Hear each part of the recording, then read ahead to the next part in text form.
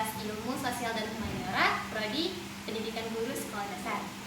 Baik, di sini saya bersama dengan Ibu Indah akan melakukan sesi wawancara untuk melengkapi nilai dari mata kuliah telah kurikulum dari dosen pengampu Bapak Tio.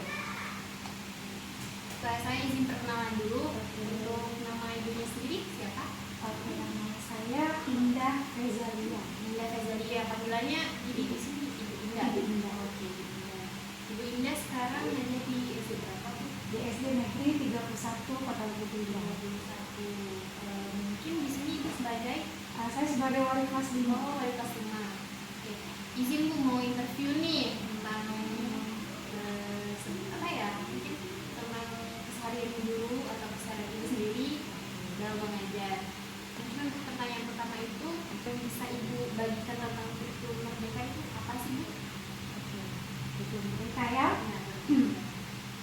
Tentunya kurikulum Merdeka ini kan bukan sesuatu yang baru lagi, karena sudah berlaku dari beberapa tahun lalu. Untuk kurikulumnya sekarang itu, kurikulum kita itu tetap merdeka, hanya ada sedikit penambahan saja, yaitu pendekatan. Pendekatannya itu adalah pendekatan pembelajaran mendalam atau deep learning. Oke, untuk kurikulum merdeka yang sendiri mungkin yang sedikit bisa dibagikan. Kurikulum ini adalah kurikulum yang mengembalikan fitrah pendidikan. Menurut saya ya. Kenapa saya bilang seperti itu? Di mana guru itu diberikan fleksibilitas dalam merancang pembelajaran. Nah, jadi di menariknya di kurikulum merdeka ini kita ada yang namanya asesmen awal. Nah, di asesmen awal itu kita bisa mengetahui minat, kebutuhan, profil, dan juga kemampuan awal siswa terhadap materi. Nah, kalau kita sudah tahu itu semua, kita sudah punya data, maka kita bisa merancang pembelajaran sesuai dengan itu. Misalnya, kita ketahui anak kita di kelas ini banyak yang kinestetik, berarti nanti kegiatan pembelajaran kita bebas merancangnya. Kita masukkan kegiatan kinestetik itu kan anak hobi bergerak. Nah, maka kita rancang kegiatan pembelajaran yang tidak hanya mendengarkan saja, ada aktivitas yang membuat mereka itu bisa mengeksplor atau bisa bergerak, tidak hanya gitu. Nah, kemudian di kurikulum Merdeka ini ada perbedaan dengan kurikulum 2013, di mana di sini ada yang namanya P5, Proyek Penguatan Profil Pelajar Pancasila. Nah, itu adalah sebagai bentuk penguatan karakter di kurikulum Merdeka. Jadi secara sederhananya kurikulum Merdeka ini bisa membantu guru untuk mengajar lebih fleksibel dan membantu siswa belajar lebih bermakna sesuai dengan potensinya, agar anak bisa mendapatkan kebahagiaan, kesuksesan setinggi-tingginya baik sebagai individu maupun sebagai anggota masyarakat. Tadi kan di sini Ibu bilang kalau kurikulum Merdeka itu kan lebih menekankan kepada deep learning ya, Ibu. Untuk yang sekarang itu bukan sebuah penekanan, itu adalah pendekatan.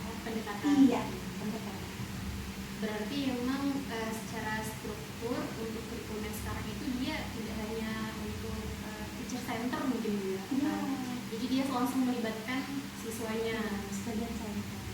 Pusatnya adalah siswa. Guru itu hanya sebagai fasilitator. Mungkin lanjut pertanyaan kedua, Ibu. Menurut Ibu, pandangan Ibu setelah menerapkan kurikulum Merdeka ini gimana terhadap anak-anak? Setelah kami mencoba menerapkan, kami sebenarnya menggunakan kurikulum Merdeka itu sudah dari tahun 2014 tadi. Maaf, Ibu, 2014. 2024, Masya Allah. 2024 itu Ibu udah ya, sekolah kami. Kalau saya di sini, saya dari tahun 2020. Oke, berarti memang sudah ada 4 tahun lebih berarti Bu ya. Iya. Ininya sebelum kurikulum Merdeka itu tadi. Diterapkan di SD 31 ini mulai menggunakan kurikulum Merdeka itu di tahun 2020. Ya. Tapi SD lain masih banyak pada saat itu masih menggunakan Kalibernaz. Kan bertahap, penerapannya itu bertahap. Bahkan ada yang baru menerapkan di tahun ini, ada yang mulai dari tahun 2025 ya. Nah, sepanjang kami menerapkan kurikulum Merdeka ini, yang pertama pandangan saya itu kelas itu menjadi lebih hidup.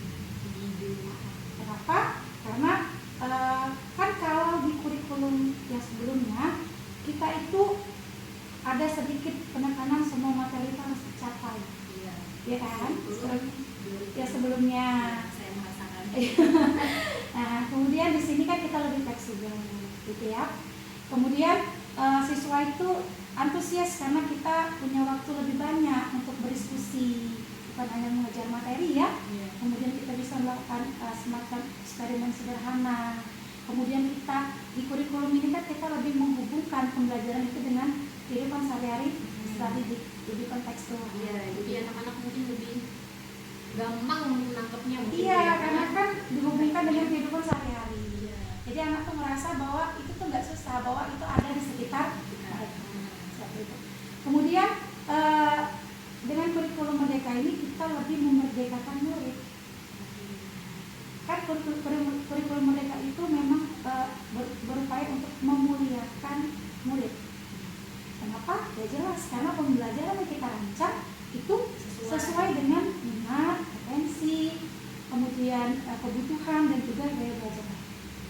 Jadi pembelajaran yang mereka ikuti itu sesuai dengan diri mereka. Jadi mungkin mereka nggak ada merasa ketertinggalan gitu. Iya, benar ya. Nah, kemudian ada yang menarik di kurikulum Merdeka ini, ada yang namanya diferensiasi. Diferensiasi itu adalah di mana kita memberikan pembelajaran itu sesuai dengan kebutuhan. Ada 3, ya, ada 3 diferensiasi konten itu materinya, kemudian diferensiasi proses belajarnya, sama diferensiasi produk hasil atau produk dari belajar pada hari itu. Dimana kita mengajar kalau kita menggunakan diferensiasi, misal kita ambil diferensiasi proses ya. Nah, di situ kan anak kita itu kan sudah kita ketahui sebelumnya tuh karakternya, minatnya melalui asesmen awal. Nah, jadi kita tahu nih, misal kita ambil satu lah profil belajarnya, yaitu gaya belajarnya. Misal di kelas kita ada 3 gaya belajar, ada auditori, ada visual, dan ada kinestetik. Nah, kita lakukan diferensiasi pembelajaran ini, kita rancang pembelajaran yang mencakup 3 gaya belajar. Jadi bisa membeda-bedakan ya? Tidak, kita itu bukan membedakan secara langsung, misal anak auditori duduk sama anak auditori, anak visual duduk sama visual, anak kinestetik tidak.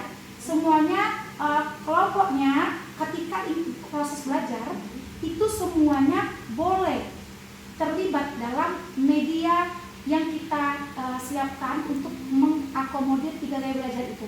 Misal auditori kan dia mau mendengar, ada suara. Visual dia mau ada gambar. Kinestetik dia mau ada kegiatan. Sedikit mungkin pemahaman yang keliru bahwa itu terpisah. Anak gambar, anak yang visual itu diberikan duduk sekelompok dikasih gambar. Anak auditori itu duduk sekelompok dikasih suara atau video, ada suara ya. Anak kines disuruh merancang proyek apa, produk apa gitu ya. Nggak seperti itu diferensiasi. Diferensiasi itu ketika kita mengajar, kita rancang media ketiga-tiganya, kita bawa 3 media itu, kita tampilkan secara bersamaan. Jadi anak yang visual bisa juga ikut kegiatan yang kines, anak yang auditori bisa juga lihat gambar. Jadi nggak terblok-blok. Ilmu baru nih berarti. Iya. Saya baru tahunya di sini. Iya. Karena diferensiasi itu kan berarti setiap anak kita harus fokuskan kepada. Iya. Nah itu nanti di produk. Nah, sebenarnya ini ibu dapatkan waktu ibu mengikuti kegiatan pendidikan guru penggerak. Tahu guru penggerak ya? Yang organisasinya ya? Bukan organisasi deh. Guru penggerak itu adalah tempat untuk pengembangan diri guru, ya, dimana kami itu difokuskan untuk menjadi pemimpin pembelajaran dan juga pada saat itu sebagai syarat untuk jadi kepala sekolah. Kalau sekarang kan nggak lagi, karena kan sudah berubah nih peraturannya. Nah di situ yang kata adik harus terpisah-pisah itu pada produk. Diferensiasi ada yang produk. Nah ketika anak mengerjakan sebuah misalnya LKPD, KPD itu kan ada kerja kelompok tuh. Nah, kerja kelompok. Nah, bolehlah kita kelompokkan pada saat itu anak auditori, anak kines, dan anak visual. Tapi kalau lagi belajar nggak boleh. Anak belajar tetap media yang kita rancang untuk 3 itu harus kita ajarkan kepada semua anak. Nah, ketika dia mengerjakan LKPD, itu produknya dibebaskan. Misal kita belajarnya tentang rantai makanan. Nah, misal anak visual, Bu, boleh nggak kami misalnya tugasan adalah membuat satu buah contoh rantai makanan ekosistem sawah, misalnya. Boleh nggak Bu kami menjawabnya nggak dengan nulis, kami mau gambar. Kami gambarkan padinya, kami gambarkan tikusnya, boleh. Itu berarti produknya adalah berupa gambar sesuai dengan gaya mereka, yaitu visual. Terus ada anak yang kinestetik, boleh nggak Bu kalau kami buat diorama, Bu? Dia kan pengen bergerak-gerak tuh. Ada aktivitas mungkin apa gunting-menggunting, tempel, menempel, itu anak kines. Kami buat rantai makanannya pakai diorama, boleh. Itu contohnya. Nah, ini diorama siklus air. Jadi mereka menggunting, menempel, menulis, pokoknya mengelem segala macam. Terus anak yang auditori, Bu, kami ini susah Bu kalau gambar. Kami nak ngomong langsung, boleh tak? Boleh. Nah, itu diferensiasi produknya. Baru paham ini. Iya. Mungkin lanjut ke pertanyaan selanjutnya, Bu. Ya. Mungkin perbedaan mendasar apa yang Ibu rasakan antara kurikulum sebelumnya dengan kurikulum merdeka ini? Mungkin tadi sedikit dibahas kan? Oke. Maaf kalau pembahasan Ayu belum dalam ya, karena mungkin Ayu bukan pakarnya kurikulum. Sepemahaman saya, perbedaan mendasar antara kurikulum 2013 dan kurikulum merdeka itu sudah pasti ada pendekatan materinya. Nah, mungkin ada ingat ketika kurikulum 13 mapel kita itu nggak pakai mapel, pakai tematik.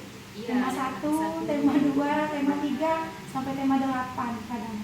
Ada yang sampai tema 9. Dari satu tema itu bisa mengkombinasikan 3 mata pelajaran. Ya, kadang ada olahraganya, ada IPAS-nya, ada seninya. Itu pada kurikulum 2013. Kalau kurikulum merdeka, balik lagi dia ke mapel bahasa, mapel matematika, mapel PPKN. Cuman yang berubah ada IPAS, IPA dan IPS sekarang digabung jadi IPAS. Jadi pelajaran IPS tidak ada lagi karena sudah digabungkan dengan IPA, jadi IPAS. Nah, kapan kita belajar sosialnya? Kalau di buku yang kami beli ini, sekolah beli, semester 1 itu IPA. Semester 2 baru IPA tapi diselipkan sosialnya. Nah, cuman itulah kedalaman materi yang IPA dan kedalaman materi IPS itu, kalau saya pribadi saya lebih suka ketika kurikulum KTST sebelum kurikulum 13. Kenapa? Karena IPA-nya dalam banget, IPS-nya juga dalam. Bukan hanya mengenai perangkat desa, bukan hanya mengenai letak geografis, tapi ada sejarah, ada kerajaan, itu kan, kerajaan Islam, kerajaan Hindu itu lengkap. Kalau yang sekarang, karena IPA digabung IPS, nah yang sosialnya itu paling hanya tentang penyebab struktur permukaan bumi ini berubah gitu ya, karena ada tektonik, ada endogen, itu ada vulkanik, seperti itu, nggak dalam sosialnya. Iya, kerajaan nggak ada, terus provinsi nggak ada, iya, itu sebenarnya kedalaman materinya. Nah, kalau saya pribadi ya, saya lebih suka tetap terpisah, tapi ya mau gimana, namanya juga kita ngikut kurikulum yang berlaku. Karena kalau kami guru, ketika kami buka bukunya, tipis sekali yang bagian IPS-nya gitu. Kemudian struktur waktu. Nah, alokasi waktu. Kalau pada kurikulum 2013 itu jam pelajaran itu diatur per minggu secara rutin. Per minggunya sudah diatur. Kalau di kurikulum merdeka ini diaturnya per tahun. Jadi kita fleksibel untuk menyusun jadwalnya. Kemudian untuk rapot. Nah, rapot juga terjadi perbedaan. Ketika kurikulum 2013 itu nilainya ada 2 yang dimasukkan dalam rapot. Ada pengetahuan, ada nilai keterampilan. Jadi kalau buka rapot anak, yang pertama ini nilai pengetahuannya, kognitifnya, yang sebelahnya nilai psikomotor, keterampilan. Nah, kalau di kurikulum merdeka nilai kita balik lagi, hanya yang dicantum di raport itu kognitif. Tetapi proses dapat nilai itu menyeluruh deh. Nah, tetap menyeluruh di kurikulum Merdeka. Penilaiannya itu holistik. Sikapnya dinilai, keterampilannya dinilai, kognitifnya dinilai, proses belajarnya dinilai. Walaupun di raportnya tidak dicantumkan nilai keterampilan itu. Ini maksudnya raport tersendiri bisa atau deskripsi bentuknya? Kalau yang mana? Kalau yang sikap dan yang lainnya, yang di kurikulum Merdeka ini tadi? Enggak. Kalau di kurikulum Merdeka nilainya itu hanya kognitif. Tetapi ada deskripsinya. Iya. Kemampuan apa yang sudah dikuasai. Nah, kalau di kurikulum Merdeka, kurikulum 2013 itu nilainya benar-benar ada 2. Iya. Terpisah. Sama Psikomotor, keterampilan. Ya. Untuk kurikulum Merdeka dia hanya ditampilkan Yang kognitif, tetapi di kolom sebelahnya ada deskripsinya. iya. Nilai, misalnya nilai keterampilannya dipisah enggak? Kalau yang itu kan benar-benar dipisah ya. Iya. Nah, nanti kita bisa lihat rapotnya. Insya Allah ada raport anak fotokopi. Dia kalau kami di kurikulum 2013 itu kami harus menyiapkan 2 nilai. Tetapi di kurikulum Merdeka ini kan kami kan pakai pengolahan juga mau dapat nilai yang tercantum itu kan. Asesmennya itu pokoknya holistik juga, mulai dari asesmen awal, kemudian prosesnya. Nah, kalau di kurikulum Merdeka ini prosesnya lebih dinilai. Ketika dia belajarnya bukan hanya nilai yang dia dapatkan dari menjawab soal saja. Maaf itu berarti kalau yang ada nilai deskripsinya tadi ya, itu berarti ibu harus tahu dong semua perkembangan anak siswa ibu itu. Tetapi yang dideskripsikan di sini tentang ketercapaian materi yang sudah dia pahami. Nah, anak sudah CP-nya yang kita deskripsikan, apa yang sudah dia capai. Misalnya nilainya di bawah KKM, nah kita tetap kasih deskripsi kan, dia sudah tercapai ini, namun yang ininya belum. Itu perbedaannya.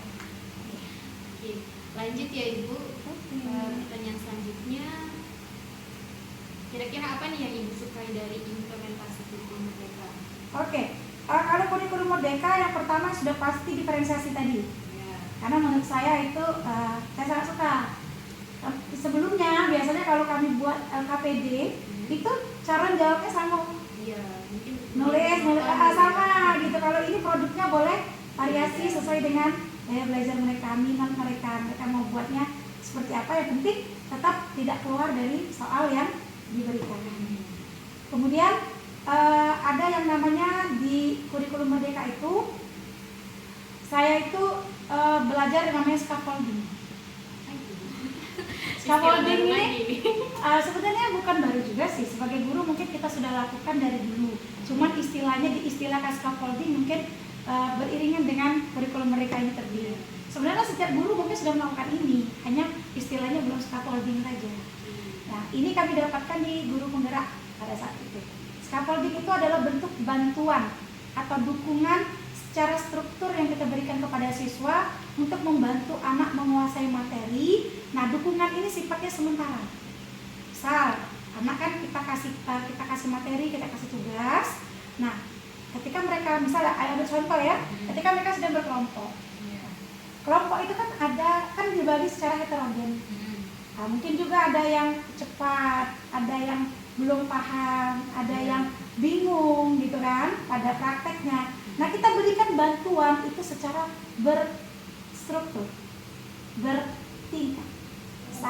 Pertama kita berikan banyak bantuannya. Nah, lama-lama dia sudah mulai paham, kita kurangi bantuan itu. Lama-lama sudah kita lepas, gitu. Kemudian untuk kelompok yang tadi ada yang sudah cepat jalannya, ada yang paham, ada yang belum, itu juga kita bedakan dukungannya, bantuannya, bimbingannya. Untuk anak yang cepat tangkap sedikit saja. Iya, untuk anak yang sedang, ya kita sedang juga. Untuk anak yang sangat bingung, nah itu yang agak lebih banyak kita kasih. Jadi kita kurangi tingkat bantuan yang kita berikan itu sesuai dengan kemampuan mereka. Bisa kalau mereka sudah mulai paham, kita kurangi akhirnya mereka bisa jalan sendiri. Itu namanya scaffolding. Sama diferensiasi tadi, proses, produk, dan sama Ada yang namanya P5, proyek penguatan profil pelajar Pancasila. Itu berarti yang disukai. Yang saya sukai. Lanjut Ibu untuk pertanyaan selanjutnya. Ini menyangkut tentang deep learning. Oke. Menurut Ibu gimana? Oke, deep learning ya. Nah sekarang, menurut adik deep learning itu tadi pertama masih bingung. Apakah menurut adik deep learning itu apa sebelum Ayu bilang pendekatan? Kalau misalkan deep learning itu kan berarti belajar. Apakah kurikulum? Masuk itu? Oh iya, masuk kurikulum gitu. Nah, ini terjadi miskonsepsi ketika pemerintah menggaungkan istilah deep learning. Deep learning ini mulai ada ketika Menteri Pak Abdul Mukti, ya kan? Nah, kebanyakan guru, termasuk saya pada awalnya, itu menganggap deep learning itu adalah kurikulum baru. Padahal kita sudah baru kurikulum merdeka, baru yang kurikulum merdeka. Kok lah ganti kurikulum deep learning? Ternyata deep learning itu bukan kurikulum. Kurikulum kita itu masih kurikulum merdeka sampai saat ini. Nah, deep learning itu adalah pendekatan. Iya, yang bisa kita gunakan. Bukan, iya dia itu bagian dari kurikulum. Dia itu bukan kurikulum baru. Misalnya kayak 2013 Merdeka itu kan kurikulum. Kalau ini bukan kurikulum, itu sama kayak pendekatan pembelajaran saja. Tapi masih di dalam merdeka. Iya, kurikulumnya masih kurikulum merdeka. Nah, deep learning itu kan kalau bahasa Indonesianya pembelajaran mendalam. Nah, itu jadi di mana deep learning itu kenapa dimunculkan? Karena ingin memuliakan murid dengan menekankan pada penciptaan suasana belajar dan proses pembelajaran yang berkesadaran, bermakna, menggembirakan melalui olah pikir, olah rasa, olahraga secara holistik dan terpadu. Itu deep learning. Kemudian yang dimaksud memuliakan dalam deep learning itu apa? Memuliakan itu artinya kita itu menekankan apa ya, siswa pada penciptaan suasana belajar itu di mana siswa itu tidak tertekan, tidak jenuh, bisa menikmati gitu kan?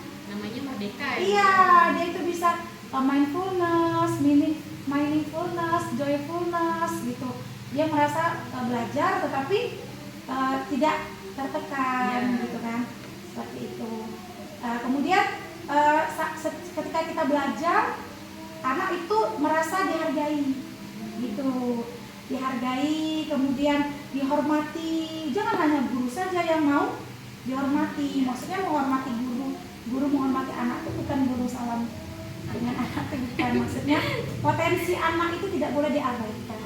Berarti kalau apresiasi dalam kelas itu juga iya sangat ini ya. Apresiasi itu penting, mau kurikulum apapun guru memberikan apresiasi terhadap performa murid di kelas itu kan wajib. Salah satu untuk motivasi ekstrinsik. Kemudian ada yang baru di istilah kurikulum merdeka ini deh. Ada yang namanya istilah 8334. Nah, ini adalah inti sari yang paling penting daripada P, pendekatan pembelajaran mendalam. Yang paling membuat pendekatan ini berbeda dengan pendekatan lain itu adalah rumusan 334. Apa? Yang pertama adalah di dalam deep learning itu ada yang namanya 8 dimensi profil besar, yang mulai dari keimanan, ketakwaan, kemudian kewargaan, kreativitas, penalaran kritis, kolaborasi, kemandirian, kesehatan, dan komunikasi. Itu karakternya yang kita harapkan tumbuh pada anak. Kemudian ada 3, yang pertama itu 3 prinsip pembelajaran. Apa prinsipnya? Berkesadaran, bermakna, dan mengembirakan. Kemudian 3 yang berikutnya itu pengalaman belajar. Apa? Yang pertama memahami, yang kedua mengaplikasikan, yang ketiga merefleksi. Kemudian 4 yang terakhir itu adalah kerangka pembelajaran. Nah, inilah yang membuat struktur susunan RPP kurikulum merdeka biasa dengan kurikulum merdeka dengan ditambah pendekatan deep learning sedikit berbeda. Nanti kalau adik download, mungkin yang banyak tersebar di internet itu kurikulum merdeka yang belum menggunakan deep learning. Kalau dia menggunakan deep learning, dia menggunakan 8334 ini. Nah, yang 4 terakhir itu kerangka pembelajaran. Terdiri dari praktek pedagogis, kemitraan pembelajaran, lingkungan pembelajaran, dan pemanfaatan digital. Nah, kerangka 8334 ini yang membuat struktur RPP kita di deep learning itu sedikit berbeda dengan kurikulum Merdeka yang pertama sebelum ada deep learning. Jadi ketika kita membuat RPP, kalau kita belum masukkan 8334 berarti kita masih Merdeka yang belum deep learning. Itu nanti adik bisa lebih banyak searching ya, atau mau materi hasil pelatihan PM juga boleh, biar ngerti lebih dalam 8334 ya. Mungkin karena ini istilah baru lagi kali ya Bu. Iya, kemudian ada juga di deep learning ini kan kalau kita biasanya buat KKO, kata kerja operasional, untuk buat tujuan pembelajaran itu biasanya kalau adik pakai taksonomi apa? Belum sampai sana. Ya. Biasanya kita kan pakai Bloom, edisi revisi. Nah, kalau di kurikulum Merdeka dengan pendekatan pembelajaran mendalam atau deep learning, kita juga menggunakan taksonomi Solo. Nah, bukan hanya dari Bloom, tapi juga dari Solo. Nah, memang kalau di telinga guru mungkin agak belum begitu familiar. Sebenarnya tingkatannya sama, hanya kalau di Bloom kan tingkatannya C1 itu mengingat, C2 memahami, C3 menerapkan, C4 analisis, C5 mengevaluasi, C6 itu mencipta. Kalau di taksonomi Solo itu ada namanya prastruktural, unistruktural, multistruktural, relasional, dan berpikir abstrak yang mendalam. Sebenarnya tingkatannya itu sama. Nah, jadi di kurikulum Merdeka dengan deep learning ini kita juga boleh pakai taksonomi. Lanjut Ibu, pertanyaan selanjutnya tentang 7 kebiasaan anak Indonesia nih Bu. Sering nggak kira-kira diterapkan kebiasaan? Ya, 7 kebiasaan anak Indonesia hebat itu saya sangat suka. Ya, lagunya juga saya suka. Kan ada lagu ya biar anak lebih cepat mengingat gitu ya. 7 kebiasaan itu mulai dari bangun pagi, beribadah, berolahraga, makan sehat bergizi, gemar belajar, bermasyarakat, dan tidur cepat. Nah, tentu saya sangat setuju dengan program ini, karena program ini menurut saya adalah program yang sangat baik, dapat membentuk karakter positif bagi peserta didik sejak usia dini. Gitu ya. Melalui kebiasaan tersebut kan siswa dilatih untuk memiliki sifat ya pastinya disiplin. Karena untuk melakukan itu semua kalau tidak disiplin gimana? Kemudian bertanggung jawab, kemudian dia mandiri untuk mengatur dirinya serta memiliki rasa peduli terhadap orang lain dan lingkungan. Jadi kalau kita terapkan secara konsisten di sekolah dan juga di rumah, yang untuk bangun cepat, makan sehat. Kita makan sehat di sekolah ada ya, melalui MBG ya, gitu ya. Nah, kebiasaan ini bisa membantu siswa itu tidak hanya berkembang secara akademiknya saja, kalau program ini konsisten, ya kan? Tapi juga karakternya menjadi lebih kuat, sikapnya menjadi lebih baik dalam kehidupan sehari-hari, gitu ya. Jadi saya sangat setuju karena ini selaras dengan tujuan pendidikan dalam kurikulum Merdeka, yaitu membentuk peserta didik yang berkarakter sesuai dengan nilai-nilai profil pelajar Pancasila. Lanjut Ibu untuk pertanyaan selanjutnya, mungkin Ibu terlibat nggak pada kelompok belajar atau organisasi belajar seperti GSM atau BGBL atau yang lainnya? Soalnya jujur mungkin untuk istilah ini saya juga masih belum nyampe banget di sini. Oke. Untuk GSM, Gerakan Sekolah Menyenangkan, kemudian GGBL, Bantu Guru Belajar Lagi, SGI, Sekolah Guru Indonesia ya, SGI itu ya? Sekolah Guru Indonesia. Gitu ya. Kalau saya pribadi, saya belum mengikuti kegiatan tersebut. Nah, untuk apa? GS Sekolah Guru Indonesia, BGBL itu untuk di Linggau saya rasa belum sampai. Ya, SGI kemarin saya dapat informasi dari teman saya, untuk SGI itu kemarin ada di Muratara. Ya, jadi guru Muratara sebagian sudah ada yang ikut. SGI itu kan sekolah untuk guru yang didanai dari dompet duafa, tidak salah ya, gitu ya. Ya pokoknya dananya itu ya, itu belum ada di Lubuk Linggau. Terus gerakan sekolah menyenangkan itu gerakan ini memang hampir menyebar di seluruh provinsi di Indonesia. Meskipun terdapat mungkin penggiat-penggiatnya di wilayah Sumatera Selatan, tetapi di Kota Lubuk Linggau ini belum ditemukan lah kalau Ayu ya secara spesifik kegiatan tersebut. Mungkin Ayu tidak tahu atau ya biasa kan informasi tentang seperti itu kan disebarkan, tapi untuk Lubuk Linggau GSM belum. Kemudian BGBL bantu guru belajar lagi, itu biasanya mayoritas berada di Jabodetabek. Itu iya, belum ada informasi yang menunjukkan bahwa BGBL itu pernah diadakan di Lubuk Linggau. Tidak tahu kalau di kota lain di Provinsi Sumatera Selatan, tapi di Lubuk Linggau kayaknya belum. SGI terakhir itu di Merak. Nah, tapi Ayu ikut kegiatan komunitas lain seperti misalnya guru penggerak gitu kan. Kemudian untuk kegiatan pengembangan diri ya, Ayu juga mengembangkan diri di PGRI, kemudian di IGI, di KKG. Kemudian Ayu juga saat ini tergabung dalam guru pamong dan penguji PPG Cagur dan Duter Unpari. Sekarang lagi ada anak PPG Unpari yang lagi PPL di sini. Baik, mau nanya Bu, kira-kira kelompok belajar ini tuh emang wajib semua guru atau yang mau saja, atau memang sudah difasilitasi dari pemerintah? Kombel itu, komunitas belajar itu kan diwajibkan untuk ada di setiap sekolah, kemudian juga di setiap gugus, kemudian juga mungkin di setiap kecamatan. Jadi setiap sekolah itu sudah punya kombel. Kombel sekolah itu kan fungsinya untuk tempat berbagi, kemudian sharing tentang metode-metode mengajar kalau ada masalah. Jadi setiap guru khususnya di sekolah kami itu semuanya sudah tergabung dalam anggota kombel kami. Jadi wajib lah. Iya, karena kombel kami juga sudah terdaftar di dalam PMM, kalau sekarang namanya ruang GTK. Kombel Cerdik SD Negeri 31, kebetulan saya ketua. Mungkin next pertanyaan ya. Oke. Menurut Ibu seberapa penting bagi seorang guru dalam membaca hasil penelitian baru atau seperti novel atau komik atau penelitian tentang pendidikan lah ya. Tentang pendidikan atau yang bisa kita lihat jurnal atau artikel untuk mendukung profesinya. Oke.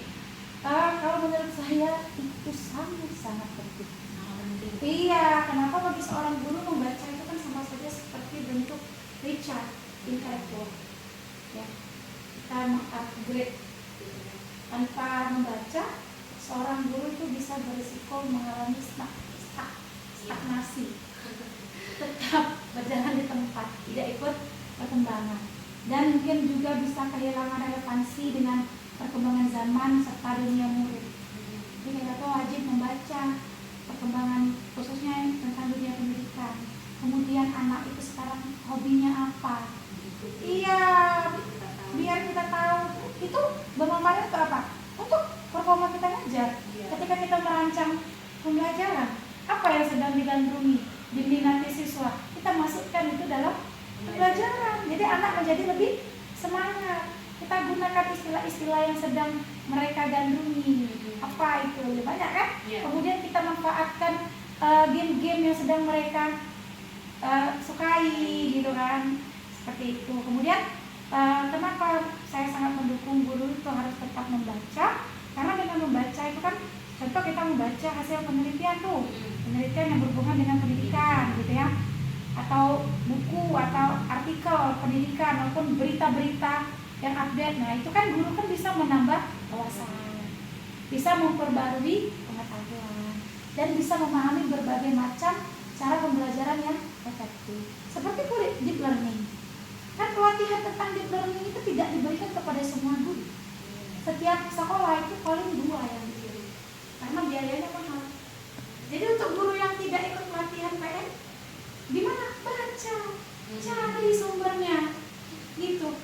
Kalau Ayu pribadi, Ayu kemarin didaftarkan di PM, juga didaftarkan di Coding.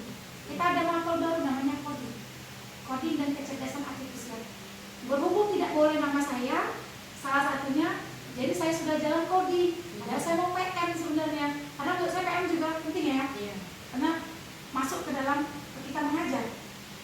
Nah, karena saya tidak kebagian pelatihan PM, apa yang saya lakukan? Saya cari materinya, minta sama yang pelatihan, baca di internet, baca di artikel jurnal-jurnal. Akhirnya saya bisa memahami deep learning, saya bisa jelaskan dengan adik. Itu saya belajar secara otodidak. Kemudian ketika saya seleksi pamong dan penguji PPG, kan ada pelatihan tuh 15 hari yang diadakan oleh Unpari bekerjasama dengan dosen-dosen dari luar kota.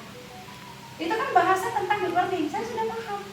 Kalau gitu di mana mau ngajarin, mau mamungin, mau bimbing anak PPG calon guru kalau saya sendiri tidak paham RPP versi deep learning, apa itu deep learning? Berarti jadi guru itu memang harus selalu update, harus lebih update dari anak-anak siswa. Iya, pastinya.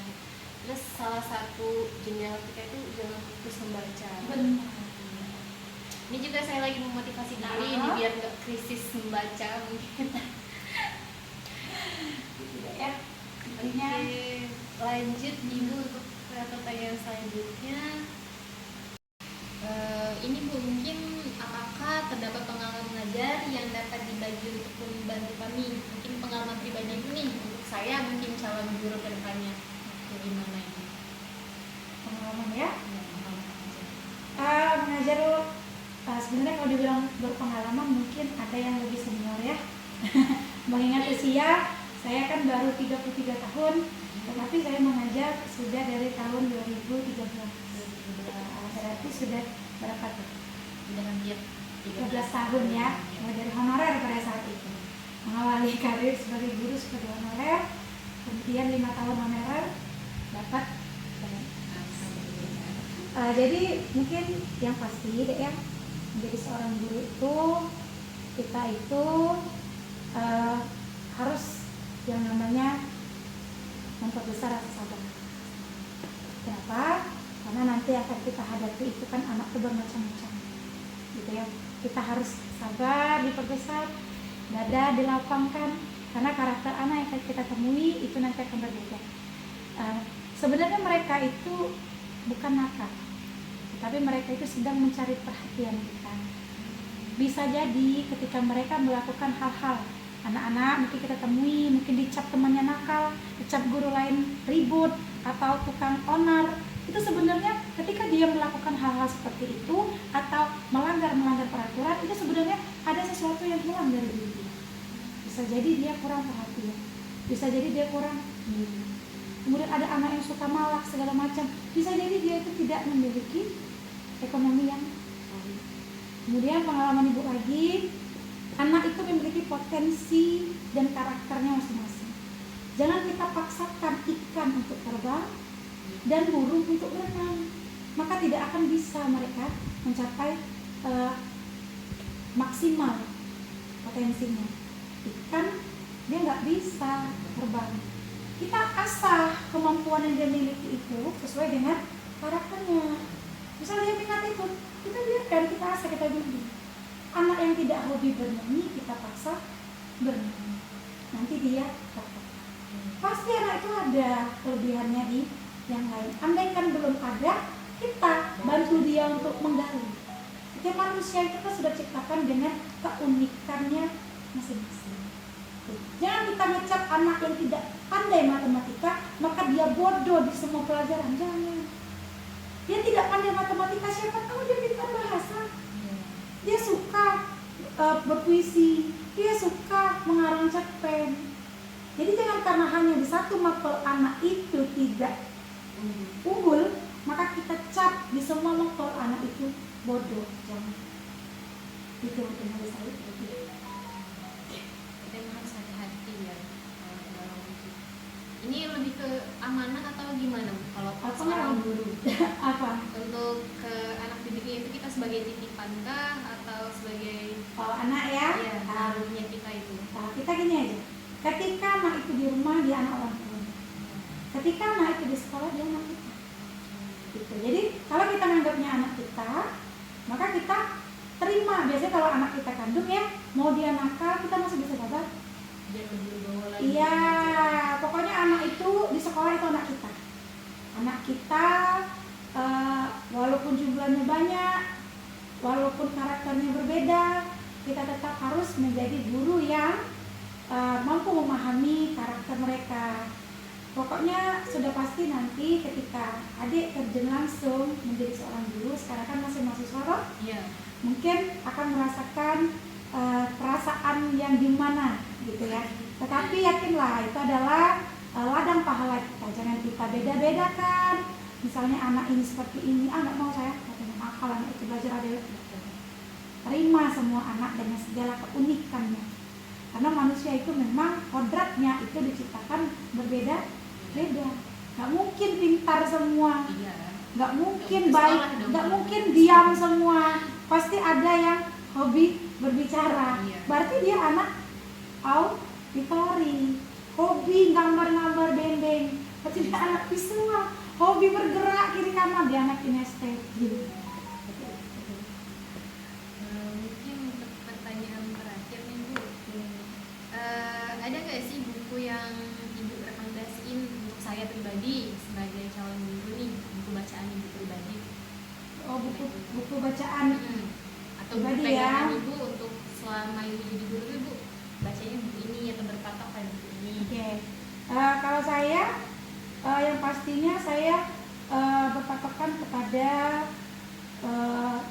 kitab dari Ki Hajar Dewantara. Itu pasti itu sebagai dasar ya. Ya, baca filosofi pendidikan dari Ki Hajar Dewantara. Iya, dimana ada konsep yang ingat Sasungtulodo, kemudian Manguntraswa yang Tutorian itu sebagai dasar. Banyak sekali pembelajaran yang didapat di sana. Lagi ketika kami sudah menjadi guru penggerak, kami ubek-ubek gitu. Ya, filosofi pendidikan Ki Hajar Dewantara. Kemudian masih banyak sih deh sebenarnya, seperti cerita tentang anak-anak gitu ya, kisah nyata tentang sekolah Tomo Gakun dan kepala sekolah Mr. Kobayashi itu boleh dipelajari, di mana dari buku itu seorang guru bertanggung jawab mampu melihat potensi dari diri anak yang dianggap nakal atau aneh di sistem pendidikan yang konvensional. Baca aja. Toto-chan, gadis cilik di jendela, karya Tetsuko Kuroyanagi. Itu sudah dibukukan? Iya, itu di situ ya, karena itu tentang cerita anak-anak ya, kisah nyata yang terjadi di sekolah Tomoe Gakun dan kepala sekolah Mr. Kobayashi, di mana dia berusaha untuk mencari potensi yang ada pada anak yang dicap nakal dan aneh. Ini Jepang Iya. Pernah kayaknya saya dengar sedikit. Pernah ya? Iya. Oke. Sedikit familiar, tapi belum baca aja. Kemudian ada juga Gurunya Manusia, karyanya Munib Khatib. Itu pelajaran utama dari buku itu nanti akan menemukan kecerdasan setiap anak yang membuat mereka itu merasa dihargai.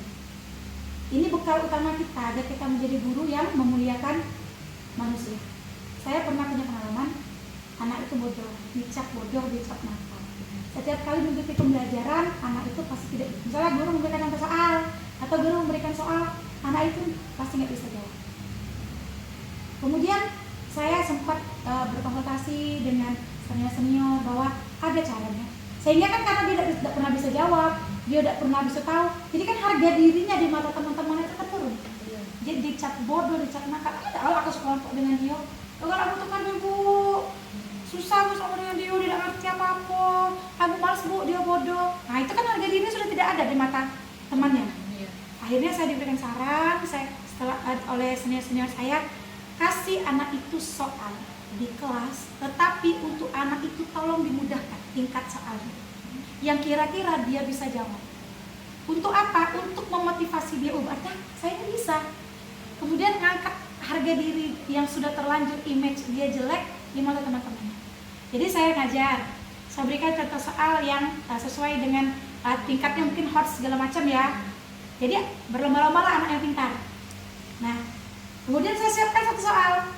Setelah anak pintar semuanya maju, satu soal yang saya yakin insya Allah bisa. Kita tulis soalnya. Nah, sekarang ibu mau tunjuk ya, yang nggak pernah maju. Ayo, Ari maju, karena dia merasa bisa. Bisa nih kali ini. Maju selesai benar. Berikan tepuk tangan untuk Ari. Jadi dia merasa Jadi kita Iya. setiap belajar anak itu selalu saya selipkan soal untuk anak itu. Oh, Jadi gitu. lama-kelamaan pede dia untuk angkat tangan muncul. Iya, benar-benar. Itu. Nah, itu pengalaman dong. Selain pengalaman yang tadi, berbagi pengalaman yang Iya. tadi, ini pengalaman juga yang tadi bagi. Iya Jadi, sih, kerasa emang Bu ya, kita kalau misalkan biasanya selalu direndahkan. nah, saya sendiri Kecil pernah sendiri. mengalami. Benar, Saya sendiri pernah benar-benar. mengalami. Ketika saya kuliah, kalau mau jujur, saya kuliah pertama itu adalah fisika. Bukan basic saya bukan basicnya fisika. Ada something sehingga masuk fisika. Bayangkan orang yang tidak mengerti fisika kuliah di fisika. Setiap kali dosen killer masuk, saya pasti menutupi wajah jangan sampai kelihatan. Iya. Karena dosennya suka nunjuk dan nunjuk soalnya itu setara. Iya. Tidak dibedakan antara anak yang kemampuannya tinggi dengan rendah. Ketika tunjuk kita sudah pasti tidak bisa jawab. Malunya ada apa, dicap bodohnya ada apa. Nah, jadi hindarilah. Nanti kalau ada anak itu, berilah soal yang mudah untuk khusus dia.